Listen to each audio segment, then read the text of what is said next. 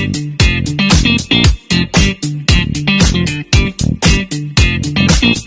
are trying to beat me. They're not trying to beat our team. Welcome to this latest edition of the Real Deal Podcast, episode 914. As I look back on the NFL Week 3, which is really not done yet, technically. Well, it's not done yet because the Bengals are still playing the Rams in a game that will not go down in the football annals of greatest games. Trust me, this has been an awful game. Right now, Bengals are up 19-9. And folks, unless you have a betting interest in this, a gambling interest, please go to bed. Just say, even if you're on the West Coast, maybe the West Coast is 8 o'clock. You still just read a book. I like this game has been god awful. Both of these games this evening, this Monday night doubleheader was some shit. I told you I'm not feeling the Monday night doubleheaders at all. They just make, outside of just pure greed, they make zero sense. All four games have been, they've been horrible. They've been just the quality of play. It's the NFL's greed, but we've been down that road. But go to bed, please. Go to bed. Just save it. You will thank yourself. You will thank me and yourself in the morning. Just go to bed. Because this game, like I said, unless you have a gambling interest, this game is not even worth it. Themes for the week. Recording this, of course, on a Monday night. I will tell you next week why we record really a day early, and this will get released, Tuesday. This will get released tomorrow, hopefully tomorrow. But I'll tell you next week why we are recording this a day early. So for the themes, the Miami Massacre and We Hate Deion, I will flush those out over the course of the episode of the podcast. But as always, we begin all the thoughts of Buffalo Bills for the second straight week handle a mediocre opponent. Now, I know Washington was 2-0, but we know Washington is not. Come on now. Commanders, Josh, come on, Sam Howell. We're not, the Washington Commanders are not a very good team. And Buffalo came into FedEx and just kicked the shit out the I'm about to say Skins, but they kicked the shit out of, out the Commanders up and down the field, held the Commanders to 230 yards. Howell had a night or a game that, he'll soon hopefully forget. 4 interceptions.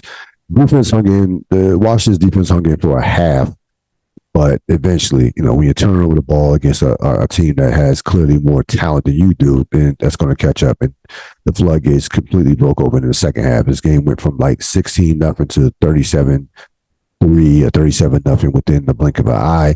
And again, I knew this. Listen. As a Washington fan, I knew this was a horrible matchup. The Washington offensive line is at best mediocre, at best average. I would say lean towards mediocre. Buffalo is even without Vaughn Miller, who's a Hall of Famer, has a superior and elite pass rushers, and they rotate them, as if they were, Alabama in their prime, Alabama in their heyday when they were winning national championships. They have a plethora of pass rushers, and the Washington offensive line had no chance in that game, just zero chance.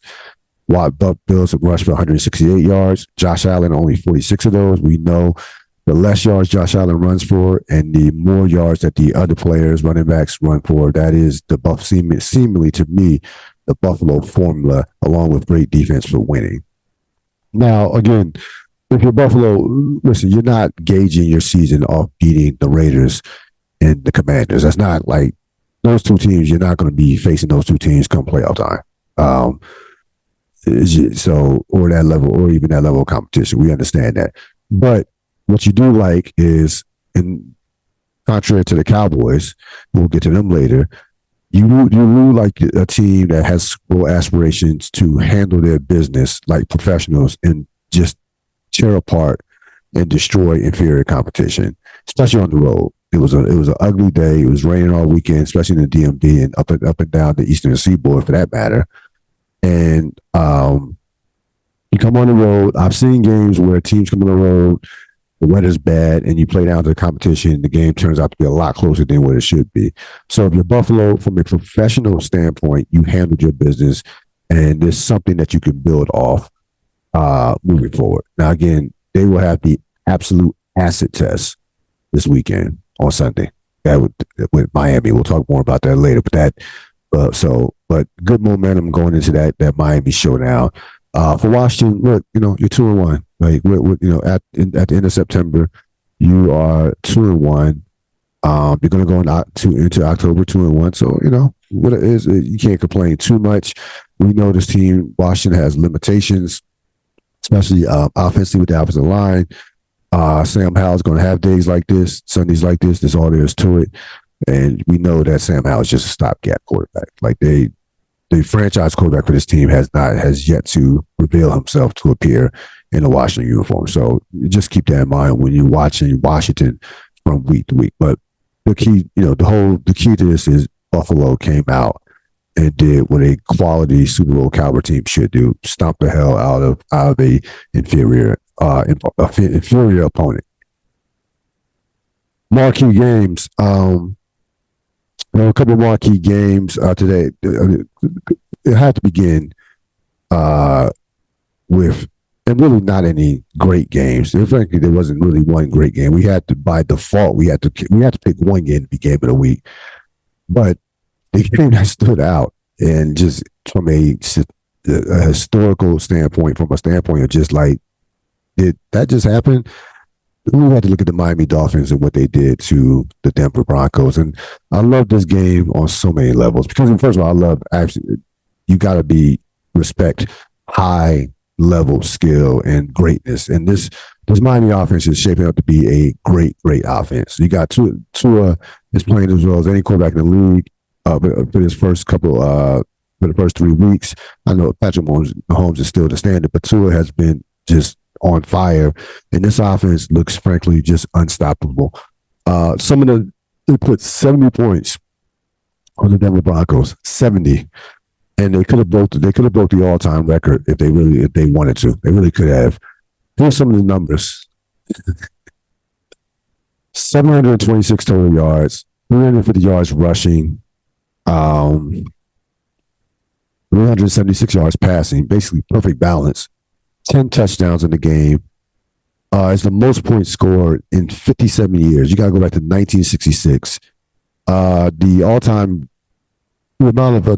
high for points in the game is the 1940 Chicago Bears when they took out Washington 70-0. Also, Washington had a game in 1966 where they scored 72 points against the Giants, which is the highest scoring game of total points in NFL history. They beat the Giants 72-41 in 66. And this was, to say it was a woodshed special, to say it was a undressing, that just doesn't serve the purpose. This was like Madden Tecmo Bowl when you just get your ass kicked. First of all, if it was Madden Tecmo Bowl, the 21-0 rule would have been in effect, so it wouldn't even reach that point. But this was just annihilation of historical proportions, and I couldn't be happier that the Denver Broncos were on the wrong side of it. I couldn't be happier. The Denver Broncos have been without question, the biggest disappointment this season at 0-3. They look awful.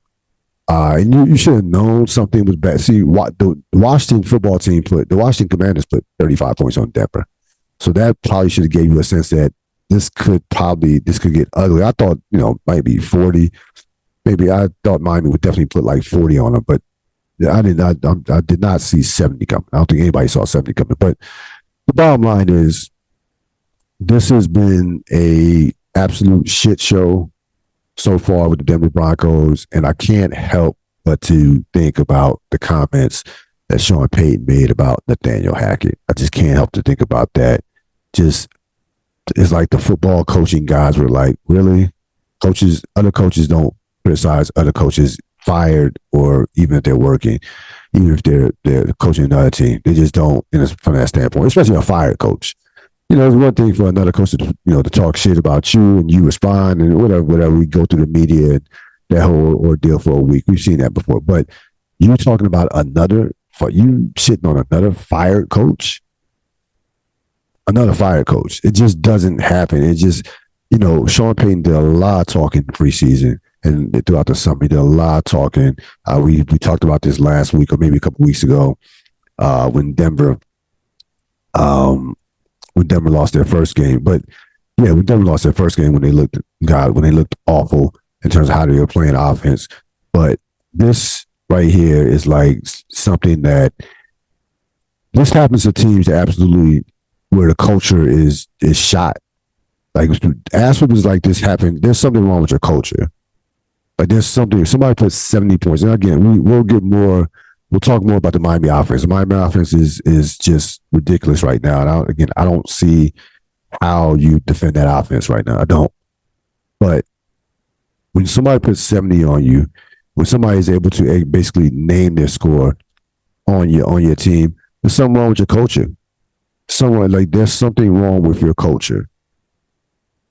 You know, I'd be equivalent of a team beating another team in the NBA by 50 points, by 60 points. Like certain, you're gonna get your ass whooped at times. That's the nature of sports. You're going just some of those nights, 3-point shots and NFL turnovers, things, or injuries. So you're gonna get a game more than likely where 70% or 80% of teams in the league are gonna get one ass whooping. It's just the nature, the course of the game, all in the game.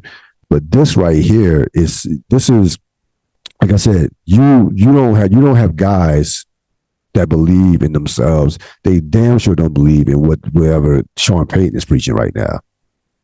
Because that was they when I mean quit, they laid down and it was like, they basically, they were on the golf course by the second quarter, or maybe by the first quarter. So this thing is going to end like a horror movie terribly. And I'm telling you right now, Denver is entering that category. They're beginning to enter that category of teams going to be like, look, we can't lose to them. They really are entering that category. We're gonna lose. No, we can't. If we really win one game, it's gonna be against the Denver Broncos. I'm telling you, they're not that far away from that category. So I don't know what Sean Payton again. When you lose like that, I just don't know what. I don't know what you tell your team. I don't know what the film session is like, the media like that. I don't know what you can do. Like I don't know how you sell your team on the rest of the season. Again, there are 14 games left, so it should be an easy sell for the rest of the season. Considering we know Denver's not doing anything this year. They're not a playoff team. We understand that, but you should be able to sell your team on, hey, it's only September. It'll be October. Still got 14 games left. We can turn this around. You can start showing. I've seen 0-3 teams still make the playoffs. I mean, there's things that you can say, but I don't know from a site how you can actually get your team to believe in what you're saying at this point. If you're Sean Payton, I just don't know after something like that. Game of the week, and then again, this was not a great game, but and we'll get to that for this schedule and for some of the games that took place. It was the best that we could do. Maybe the Los Angeles, the Charger Minnesota game might have been more entertaining, but this was a pretty good game. Great win for Indianapolis, 22-19 over Baltimore in Baltimore. Again, the weather was atrocious. Both teams actually ran the ball well. The difference was the field goal kickers. And who would have thought that Indianapolis would win the battle of the field goal kickers when Baltimore has Justin Tucker? But that was the case. And also some sloppy play from Baltimore, a couple turnovers. That was just enough to get Indianapolis by 22-19. This is despite the fact that Baltimore did have 186 yards rushing, 101 from Lamar Jackson. And listen, we might look back at this and say maybe Indianapolis is better than what we expected. But the bottom line is, if you have Gardner Minshew playing quarterback and you are at home, that's a game that you absolutely should win. It's a bad loss for Baltimore. It is. And again, Baltimore will be fine. They're going to make the playoffs. They're 2-1. The sky's not falling. But for a team that I'm certain that certainly has Super Bowl aspirations, it's a bad loss. Like, you should not lose Indianapolis. Indianapolis does not have great skill position players. I mean, they had 139 yards rushing, and Jonathan Taylor, of course, is not playing. Like, so it's like, and Anthony Richardson, of course, is hurt, but he's a rookie. So the talent, they don't really have a lot of great talent in terms of skill position players. We're not getting on offensive defensive lines. We know they're solid.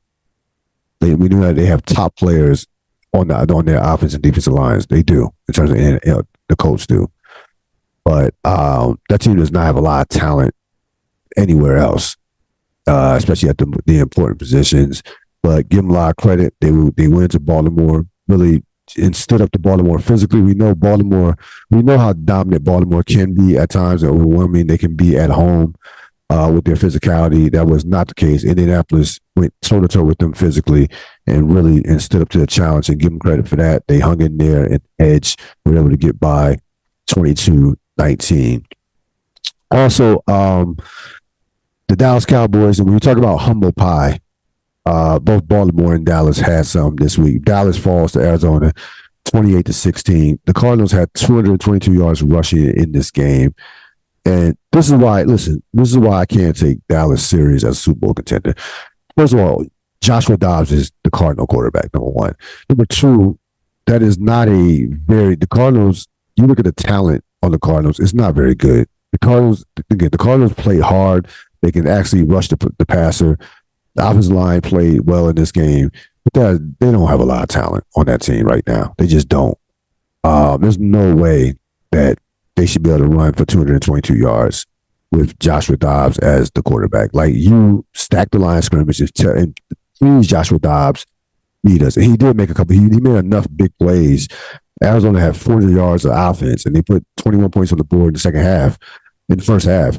So he made enough plays for to keep them at bay, and actually played well in the game. Actually outplayed Dak Prescott, to be honest with you. And here's the thing about Dallas. All this hype about this great defense, and people putting them up there with the 85 Bears in Cowboy land. Here's why this defense is not a great defense: because you can run against them, and that's been the case for even last year. You can run if you have a power offensive line or some power backs. You absolutely can run down their throats. Absolutely. You neutralize the pass rush with Micah Parsons. Make those rushers come up the field. You can run right down their throats. That's why I will always take out. That's why the Eagles and 49ers are clearly better teams, because those teams will exploit that in a heartbeat.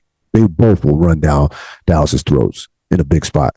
So that is their Achilles heel as far as on the field, is in terms of tactically and X's and O's wise. You absolutely can run on that team. And as far as from a mental standpoint, hey, it's Mike McCarthy, it's the Cowboys, it's Jerry's world. We know that team doesn't handle prosperity well. We know that they are not a professional football team from a standpoint of as a Super Bowl contender. If you want me to take you legitimately serious as a Super Bowl contender, you whoop Arizona's ass. You keep it moving. That's not even you. Like, what are we talking about here? The Cardinals are a bad football team. If you have serious aspirations about winning a Super Bowl, it's way too early in the season for a throwaway game. Like, that comes when you're like 6-1, or 6-0, or 7-1, or 7-2. Not when you're 2-0. Yeah, you don't have these types of games. You should be rolling. Like, Miami's rolling right now. The 49ers are rolling right now. Those teams are killing it right now. Kansas City, toss out that first game without two of their best players. They're rolling right now. You don't have throwaway games in September like this. Like, especially if you won your first two games 70-10, they should have rolled right over Arizona in this game. Like, that game should have been 30-17, 30-10. 24-8, 24-7, something like that. There's no way that Arizona should have been in that game with Dallas. No way. But Dallas does not have the psyche. They don't have the mental toughness. They don't have the discipline to handle prosperity. Your owner is bouncing around, basically handing you the Super Bowl trophy after week two. They take on that mentality. They take on that personality of Jerry Jones. They do. When Jerry's high, they're high. When Jerry's low, they're low. There's no in between. There's no medium. You want to be medium. You don't want to get too high. You don't want to get too low in professional sports, especially the NFL from week to week, where things can change at a drop of a dime. So, but that's the Cowboys. And that's been the Cowboys for the last 30 years now. So we shouldn't be shocked or surprised. It just happening a little bit earlier than what we thought, considering their schedule. So that's all from that standpoint. I know I went on that little Cowboy rant, but hey, listen, Cowboy fans, you should be used to seeing this. Chargers 28, Minnesota 24. Minnesota finds new and creative ways to lose. They have 7 fumbles this season. 7. Only played 3 games, 7 fumbles. This game was about Justin Herbert. 40 of 47, 405 yards and 3 touchdowns. And I'll repeat those numbers. 40 of 47, 405 yards, 3 touchdowns. But he did not win the week. I'll let you know who won the week. It was a tough deal for contenders of who won the week, because especially with the college football, especially with some records that we'll talk later on about a certain coach. So it was some tough competition for who won the week, but Justin Herbert definitely would have been in consideration. He was phenomenal. We know what type of quarterback he is. We know he's a franchise quarterback. This certainly deserved all the money that he got. San Diego ran to a team the Chargers still call them San Diego. The LA Chargers ran to a team that found that they ran to themselves in essence, like a worse version of themselves. Because Minnesota now, like the Chargers for many years, have finding new and creative ways to lose. And Minnesota last year won all those close games. Now that that worm has turned, they've lost back-to-back games by 4 points. I think that this will be Kirk Cousins' last season with Minnesota. And that will be that. Stock up, stock down. So I'm sorry, got a little ahead in terms of my segment. The deep dive, has the season started? So we are a month into the season.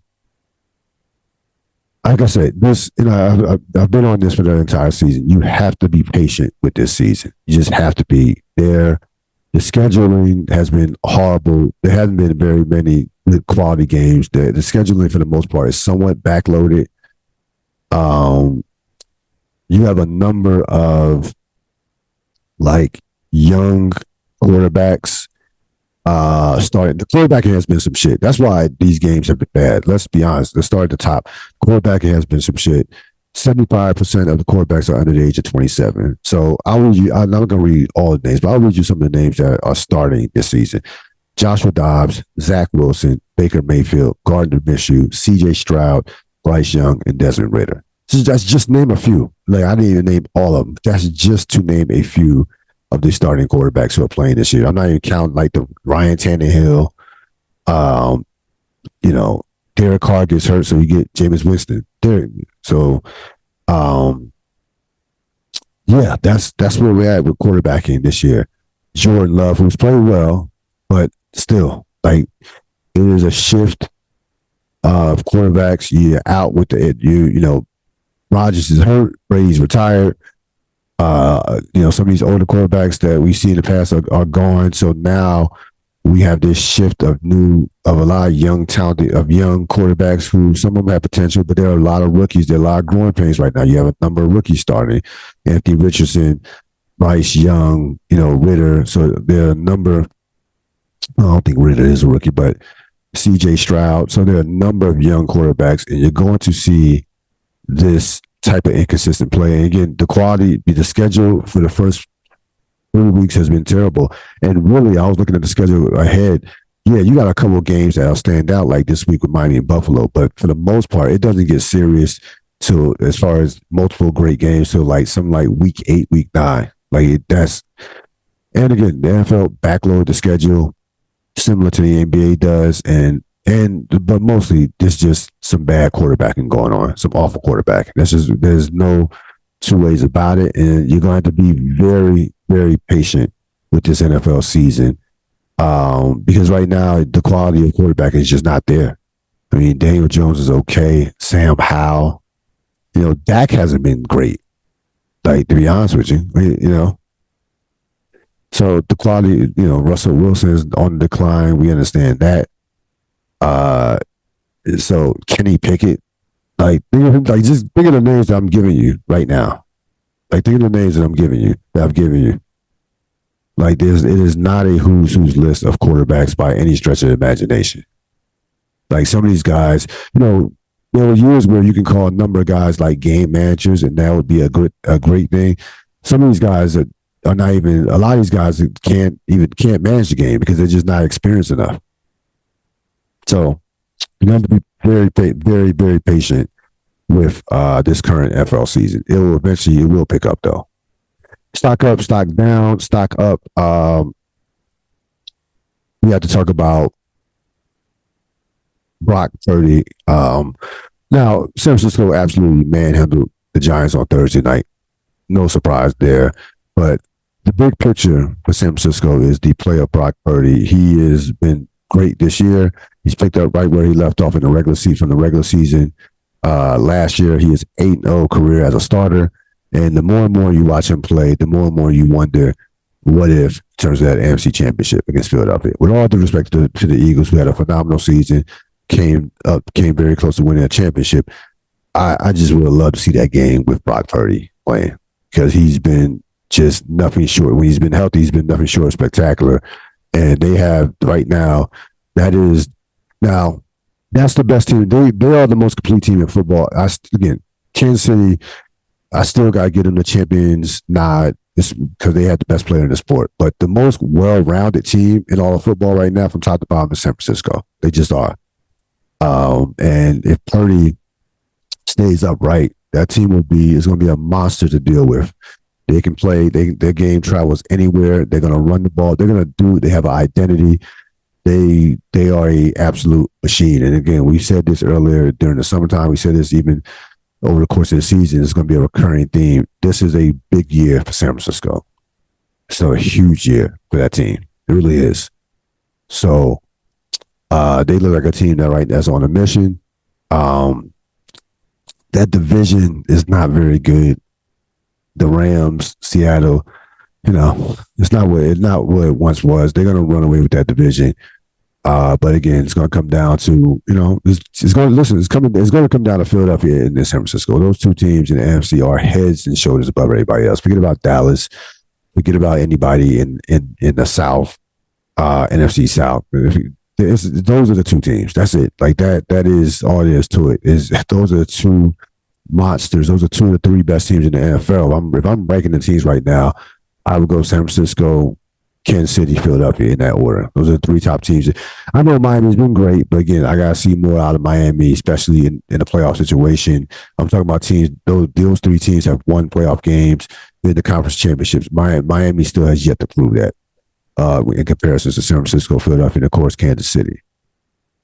Stock down week 3 schedule. There were a number of just awful games, and it got capped off with this Cincinnati Ram game, which again would have just absolutely put you to sleep if you didn't fall asleep already. So that's the stock down is the scheduling so far overall. And these, again, we've talked about how bad the Monday night games, doubleheaders have been. Who won the week? Andrew Reid. So Andrew Reid passed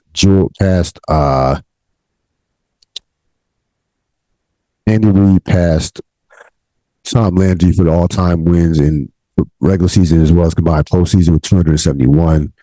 The only coaches that are ahead of him are Don Shula, Bill Belichick, and George Halas.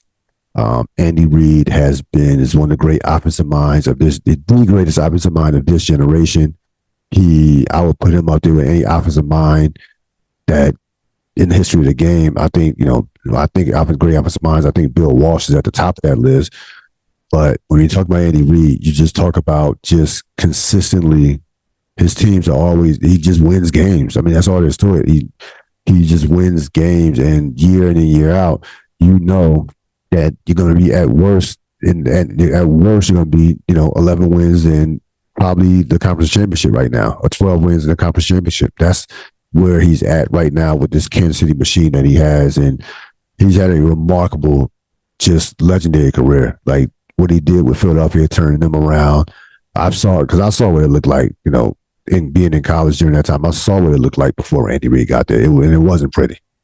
It was not pretty at all. And he basically took Ray Rose's players and immediately had one bad year, then went on a ridiculous run of conference championships and nothing but, and really set the foundation for Philadelphia being a Super Bowl caliber team in 2017. That was his team. Sorry, Doug Peterson won the Super Bowl, but that was Andy Reid's footprints in terms of how he built that culture and developed that culture. And again, you can't look if you hate Kansas City because they win, that's cool, whatever, that's whatever. But hard to root against a guy that is as humble as Andy Reid is, and again, is a absolute football offensive genius. He just is. And you look how what makes a great coach and what makes a great leader is delegation. He delegates to Steve Spagnuolo, his defensive people. I'm just gonna worry about the offense, and we'll meet at the middle. That's it. Andy Reid, and again, he does it the right way. Again, of course, yeah, you have to have the quarterback, and having a generational talent doesn't hurt. But Andy Reid's teams have always been dominant at the point of attack, offensive line, defensive line. That's why his teams have been so consistent. Even when the quarterback gets hurt, or even when the quarterback is not as good, their offensive line, their defensive lines are going to be near or at the top in terms of the NFL, especially with the offensive line. Period. So he knows how to build. He knows how to build a winner.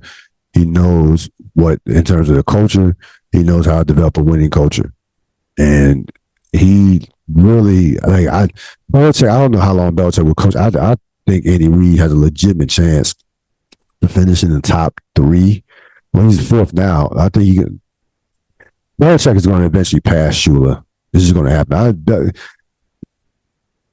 Andy Reid could get to number 2 behind Belichick. I would not be surprised. He has Patrick Mahomes. Mahomes is a monster. I would not be surprised if Reid finishes with the second amount of wins behind Belichick. I don't think he's passing Belichick because Belichick is just going to coach until, I don't know, God knows he could be 80, 85. As long as Belichick is physically able, he's going to coach.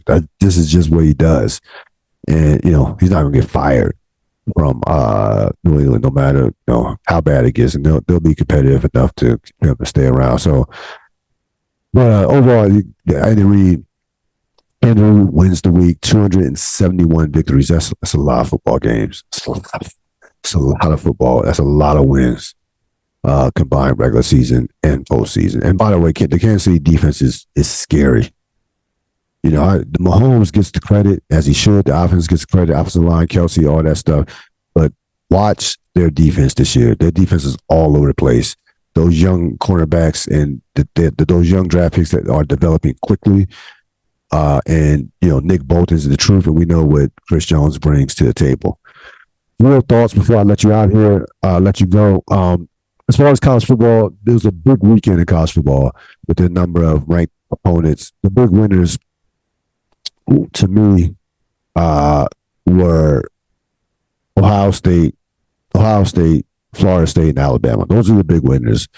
Ohio State, that was a great football game, defensive game in Notre Dame. Of course, you have 2 blue blood landmark programs going at it, all the history.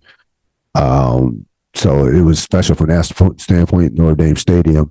Notre Dame only had 10 men on the field the last play, which is an absolute no-no, especially for a defensive coach in terms of Marcus Freeman. You can't have that. That just can't happen. Give Ohio State a lot of credit. They had McCord is a young quarterback. They had a young quarterback on the road in that hostile environment. They went right down the field and scored a game-winning touchdown. It's not easy. Not easy on the road. Like that. That's a big-time win for Ohio State. Notre Dame is still in it. You lose to Ohio State, you're not out the playoffs. We know one loss doesn't put you out the playoffs, but it's a game that they probably should have won, especially with a quarterback, a first-year quarterback. I don't think he's not a true freshman. I think he's a redshirt freshman. But a young quarterback, that's a game that you probably should win. But great college football game, very tremendous defensive game. Like the defenses were phenomenal in that particular game. Alabama kind of settles things in against Ole Miss. Their quarterback had a big game, and Florida State finally snapped a 7-year losing streak against Clemson. Clemson, we know from week 1, Clemson is going to have a long year. They already lost their first 2. They already 0-2 in the ACC. They're going to lose 4 or 5 games. This is all there is to it. They're going to have a long year in Clemson. As far as the Deion Sanders discourse, I want to talk about that. So Colorado, as expected, got demolished by Oregon. Oregon is like so much in terms of at the point of attack. Oregon is not even comparable. Like Oregon just has better players, just all around. Oregon is a legit top 10 team. Will be competing for a playoff spot. And Colorado was not. It just had no chance in that game. So here's what Dan Lanning said at halftime of the game. Now this is before. Remember, pregame he goes, wins versus clicks. We're about wins. They're about clicks. Blah blah blah. So on, so on. The Cinderella story's over and all that stuff. All that stuff. He knew the camera was in there, so that's why he said it. He knew the camera was in there. But he says he has a pregame speech like that every week. But you knew the camera was in there. But here's was not a direct quote, but this was as close to a direct quote as you could get. I'm paraphrasing. I hope everyone who was watching the first 3 weeks is watching today. That's what he said. I hope everyone who was watching the first 3 weeks is watching today. So when you hear something like that, now, in all fairness to Dan Lanning, I did watch his post-game press conference. He did say, yeah, I get a little hype. Maybe I need to humble myself a little bit more. I get hyped and so on and so on. So I don't expect an apology out of Dan Lanning, and nor really he should apologize. I'm not saying that he said something that egregious to where I should apologize to Deion Sanders. No, you want to talk your shit. But I'm just saying, what I'm telling you is there is a visceral attack on Deion Sanders. And Deion addressed it even in his post-game press conference. He's like, teams are not playing. They're not playing against us. They're playing against me. So Deion knows what time it is, and he has these coaches just scared to death. He would like Oregon legitimately can compete for a championship this year, definitely a playoff spot. Let me give you Oregon's schedule, right? You give you Oregon's schedule for the remainder of the season.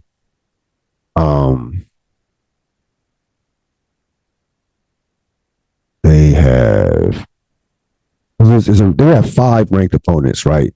So they still have Washington, they still have Washington State, they still have USC, they still have Oregon State, and they have there's somebody else that I'm looking. No, I got it right here. I got it right here. So they'll they'll destroy Stanford next week. That'll be a cakewalk, and then they have a bye. So the 14th they have Washington.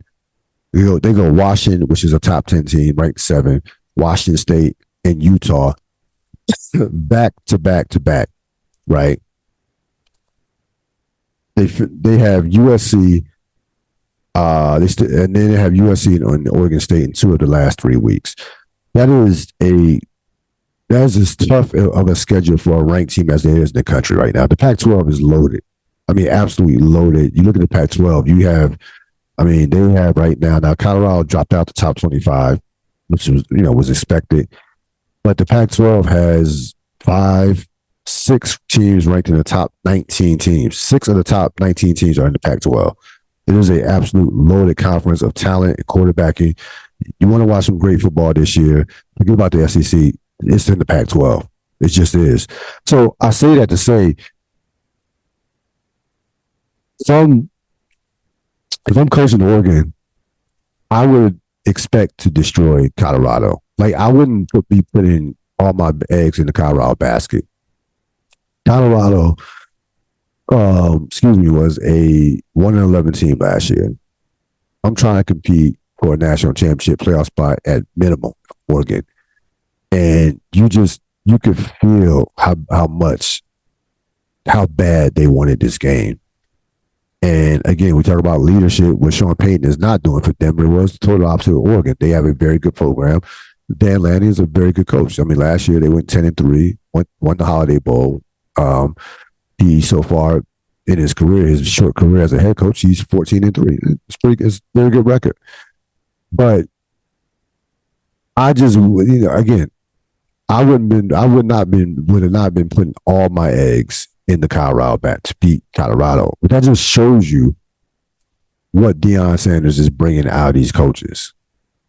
That is it is absolute fear, is jealousy.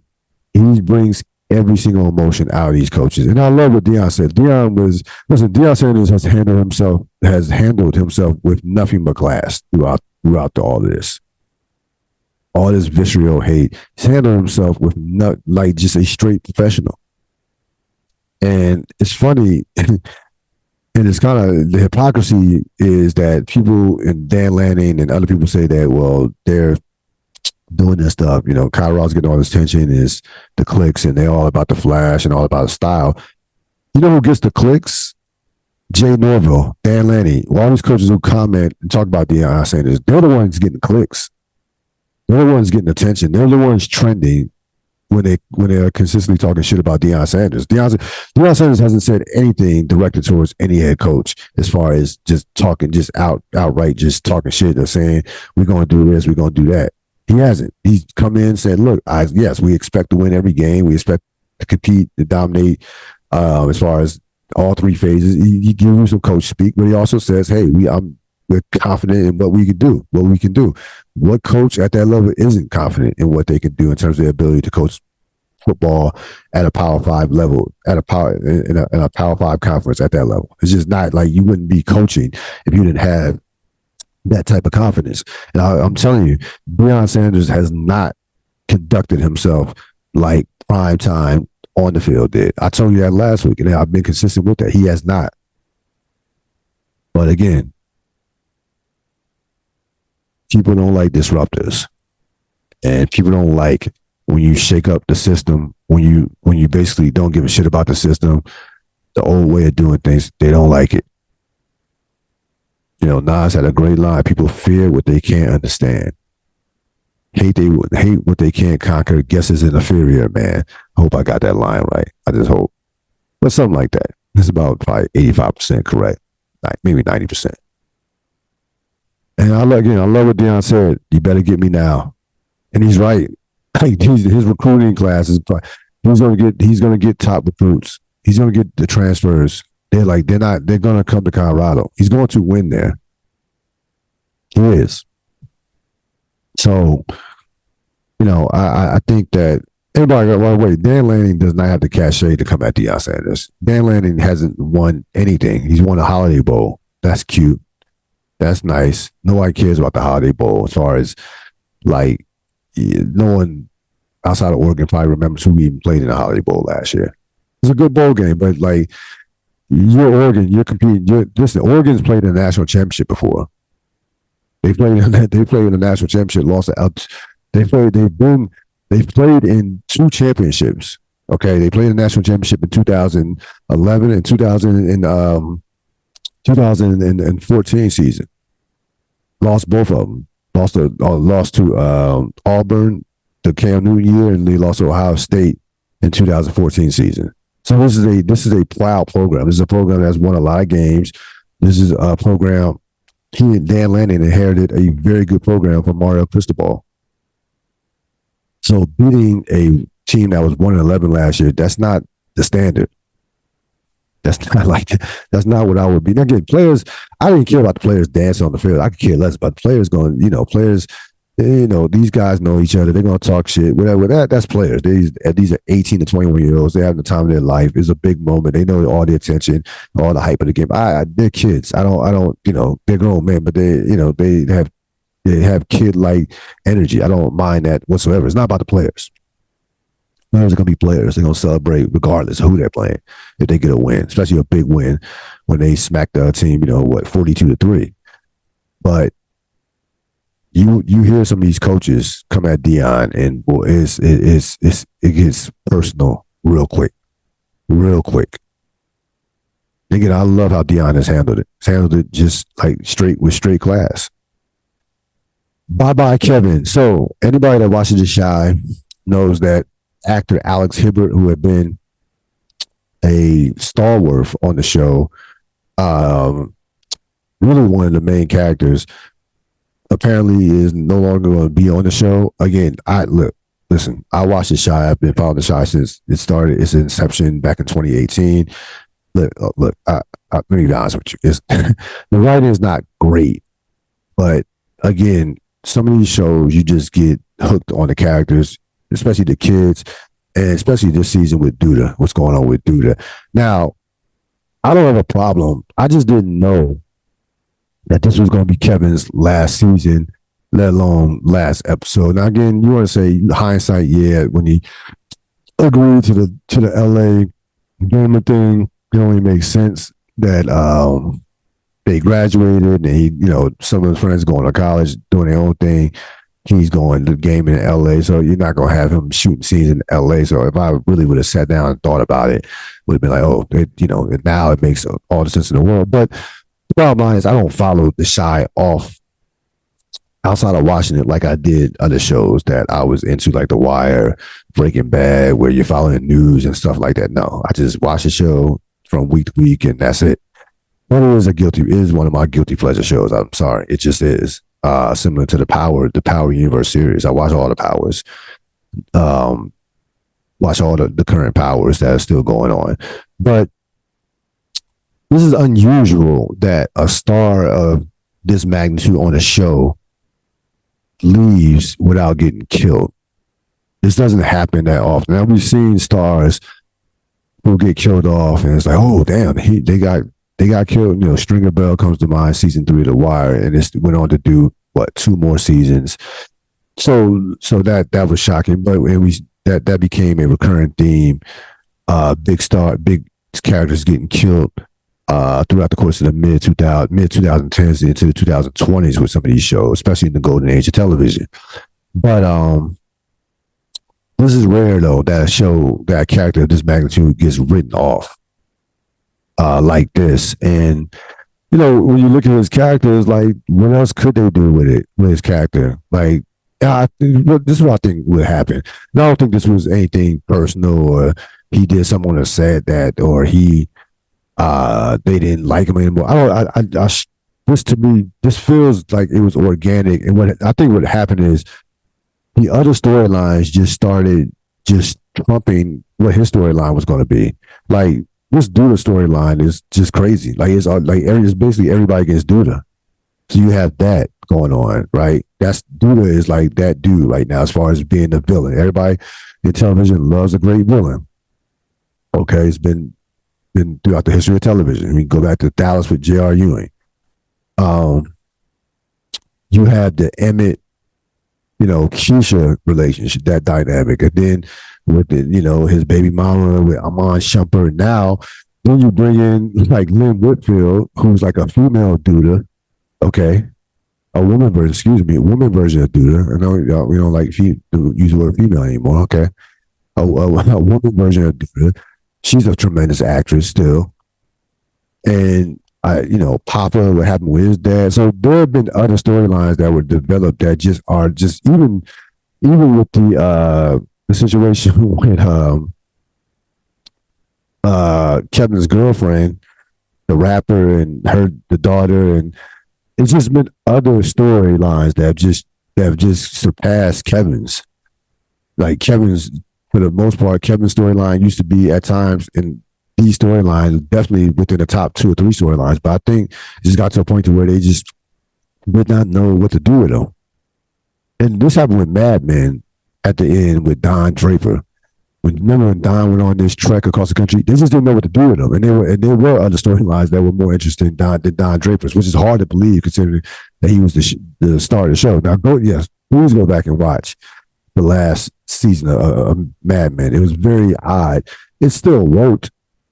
And they did the smart thing. They didn't force Don Draper on us. But this is the difference. They kept Don Draper throughout the course because it was Don Draper. Like, you couldn't write off Don Draper. With The Chi, Alex Hibbert is not John Hamm as far as Don Draper. He's not as big a star. He doesn't carry a show like that. So you can't write his character off. Now, listen, there are about 8 episodes left. I've seen sites that said they were 6. I've seen sites that said they were 8. So let's say 6 to 8 episodes left. This is a two-part season. Part A was done Sunday. Depending on if you were subscribed on the app, you could have watched it Friday. So there are about 6 to 8 episodes left. So I'd be curious to see whether or not this is the last season. It probably I don't really see a season 7 if you're going to do like this many episodes in this particular season. I don't see a season 7. So that would, if that's the case, then it definitely makes all the sense in the world. That's going to wrap it up for this latest edition of the Real Deal Podcast. I will see you later on. You will hear from me later on in the week. Have a great rest of your week. So long.